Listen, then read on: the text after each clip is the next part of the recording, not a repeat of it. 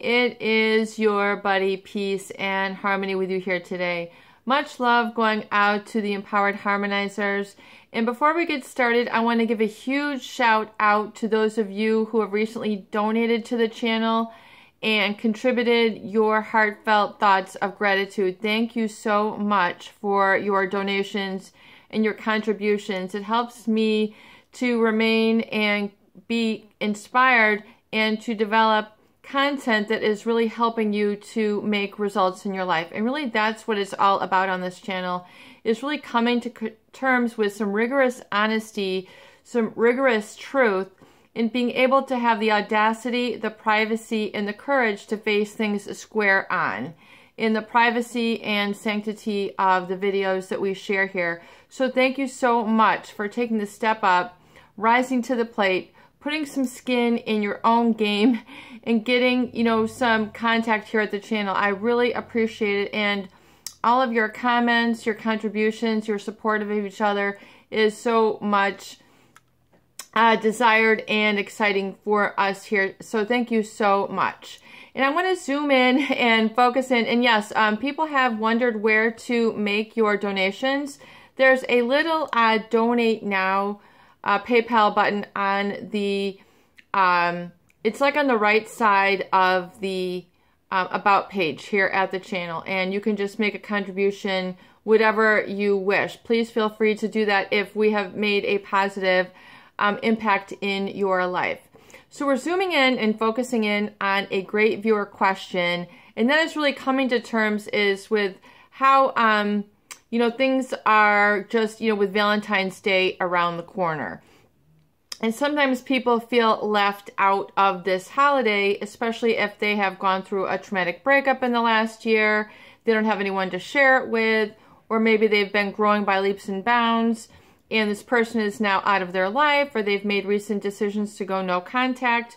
So it's oftentimes very difficult to move on, to get out of that soul-crushing depression, that apathy, that lethargy, that sort of despondent state that can come with trying to process everything that has taken place. And it does take a lot of processing. It really, really does. And, it's going to take some time. So number one, hear that. But her question was really, how do you really move beyond that disempowered state, especially when you're still kind of maybe missing them or stuck on them, or you're just kind of snagged up emotionally, especially with these holidays. So number one, don't go through the self-beating up and feel a sense of defeat.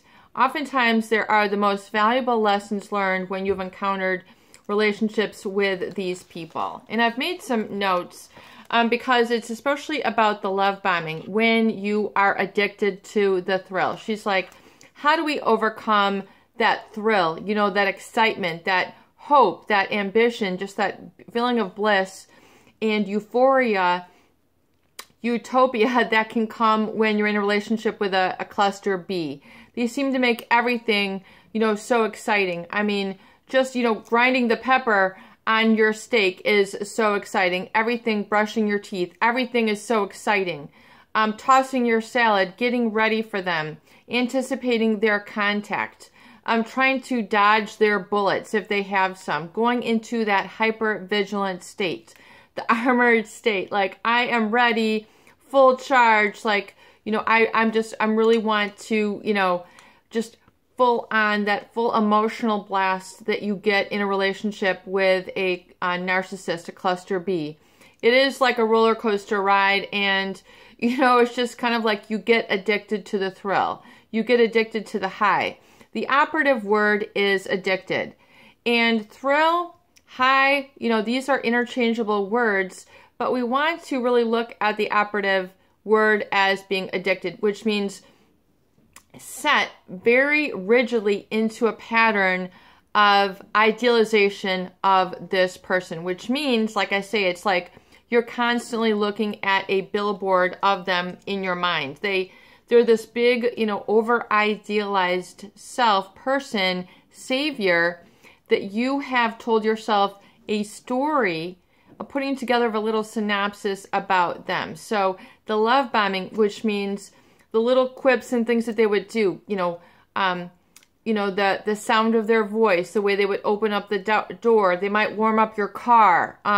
They might, you know, fluff up your pillow, fluff up your hair, fluff up your whatever. And, you know, these little things which can be endearing, especially as it's kind of packaged by the cluster B person, where you feel like enamored. It's just, you feel so enamored to be with this person that really you end up making a lot of sacrifices to maintain the relationship.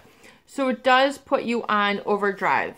And so, you know, the thing is, you know, and the thing, feeling that no one else can replicate this experience. In other words, that this, you know, this whole euphoric experience is sort of compressed and congealized with this one person. In other words, you know, nothing else will do. Life seems so dull, boring, or you just don't know how to feel positively. You get stuck in that pattern of feeling. And remember that neurochemically, when we go through the love bombing, there is a neurochemical high that gets exhilarated, that gets triggered in your limbic brain and then into your muscles. And then, you know, combined with the fight or flight, and then trying to get, you know, that prefrontal cortex going and that vision going, you get this whole cocktail of fear and pleasure. So you've got this really exertion of love, feeling wanting to be close, and then not having the closeness, and feeling of, you know, I might not get it. And it's just kind of like the, it's like a gamble effect. It's what you might call the casino effect. You know, you might get it tonight, you might not get it tonight. You get that whole intermittent reinforcement going on as you go through the love bombing and then the devaluation and the discard. So it's a very powerful addictive state. Just like when those people who are gamblers, they get addicted to the win. But the problem is that there is like a sense of win-lose with this relationship. And so this pattern, which is then, you know, embedded in your mind, gets just that. It gets embedded or carved out in your mind very deeply on the neurological pathways that are part of your, you know, your neurophysiology. And so it does become like an addiction. So if it, not kind of, it does. So if you've had addiction in the past, or you've had trauma banding in the past, it's just going to go in really, really deeper. It's going to become your truth.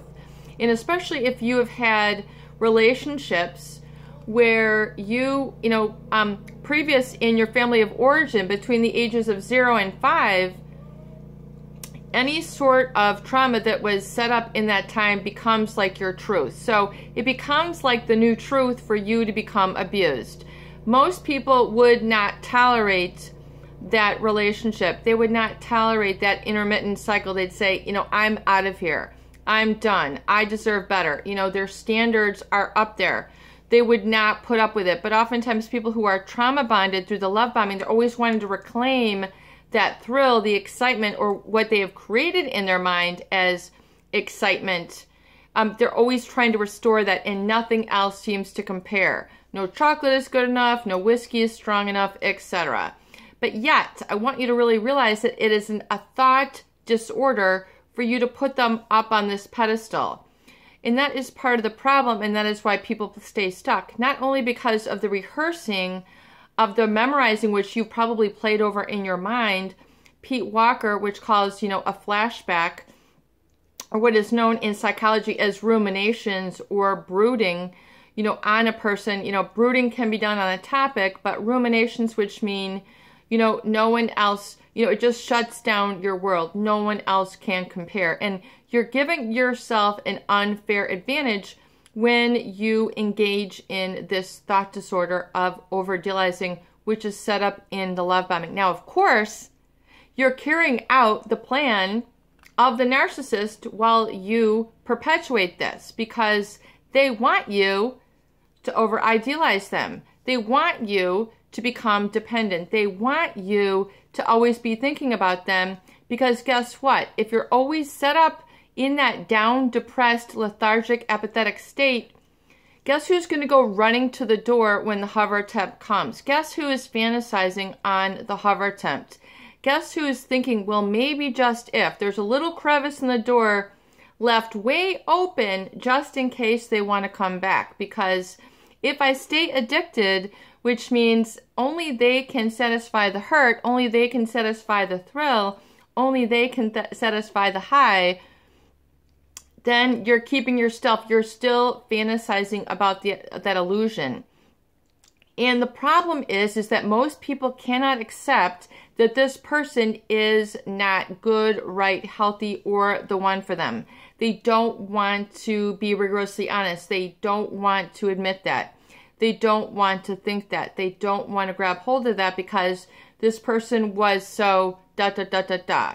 Well, I'll have you know that all those qualities which you have idealized, which made you the high, is it really bringing you the fulfillment and happiness?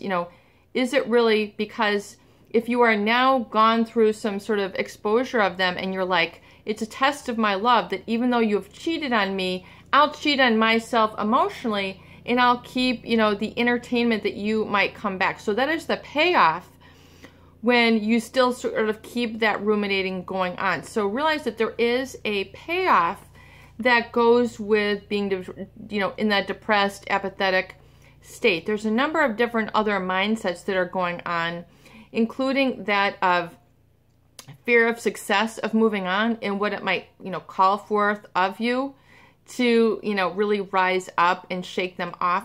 But there's a number of different key components, and especially around Valentine's Day, you should follow your heart, which means your heart is your heart, not follow their heart, not, like we talk about an addict or someone who is an alcoholic, someone who always envisions themselves with a drink in their hand, someone who always, envisions themselves, I cannot have fun unless I have a drink. I cannot get up and run my day unless I have my whiskey. I cannot, do this. I don't envision myself. In other words, they have an identity that is pivoting and focused around this, sort of alcoholic. In other words, they have not grown up. Their vision of themselves has not grown beyond that addiction until eventually something comes to pass, the DUIs, they can't go to work, or their body, is sick. They have cirrhosis of the liver. Then, even then, though, these people still continue to drink. I mean, they are literally high-core addicted. So you've got the 12-step programs. But, part of the issue, once, the alcoholic, chemically, they're able to detach from the drink. In other words, get the alcohol out of their system. They're able to begin to relax. So when you think about the fight or flight system, that is the sympathetic nervous system, which is on hardwire. And it's just like when you're addicted, that system just keeps going. And you don't give yourself a chance to relax and be in your own body as if you are good enough independently. And that is really the cornerstone of why it's so difficult to move beyond abuse, is because oftentimes people are not able to engage that I have peace in my body, I have fulfillment in these states of peace. And they feel that they must be on that hyper-adrenalized, hyper-vigilant sort of roller coaster to have the thrill. The thrill is gone. There's all sorts of songs that are written about lovers and Gone with the Wind and all these other things. But realize that this is catastrophic for you. And you must get leverage, which means power over your emotional state, in order to really realize and see clearly that this person is not all you have cracked them up to be. Because if they're hyperinflated in your mind, look at where you are. I mean, you have seen some things, you've done, some things, how they have mistreated, yet you are keeping them still as part of the thrill of your life. But look at the depression that is caused. So are they really the thrill of your life? Do you want to be around someone who's just going to try to find a higher cliff with which to drop you, a craggier valley with which to set you? And there is a lot of validity in legitimate suffering through the deep rest. In other words, your body is trying to calm itself down. So it's a natural sympathetic response where your body is trying to relax. But if you're telling yourself you need to be in these hypervigilant states in order to quote unquote be in love, that is part of the problem with the self-talk. Because you have built this emotional state of like, I can barely walk, I'm walking on 6-inch heels, I'm walking on stilts, I'm walking on this, You've built up love in your mind, which is erroneous in terms of what is good for you. So yes, there's a thrill and excitement, but you need to recalibrate and get your neurophysiology calmed down, because then you're going to be able to see and think clearly, and it is going to feel different. This is the main thing when we talk about love. Love feels different. Love feels like respect. Love feels unconditional. Love feels like you can put your hair down. Love feels like you can go on the trip and be yourself. Love feels like honesty and loyalty and transparency. What you had oftentimes with these people is not love in the way that it is fulfilling for you.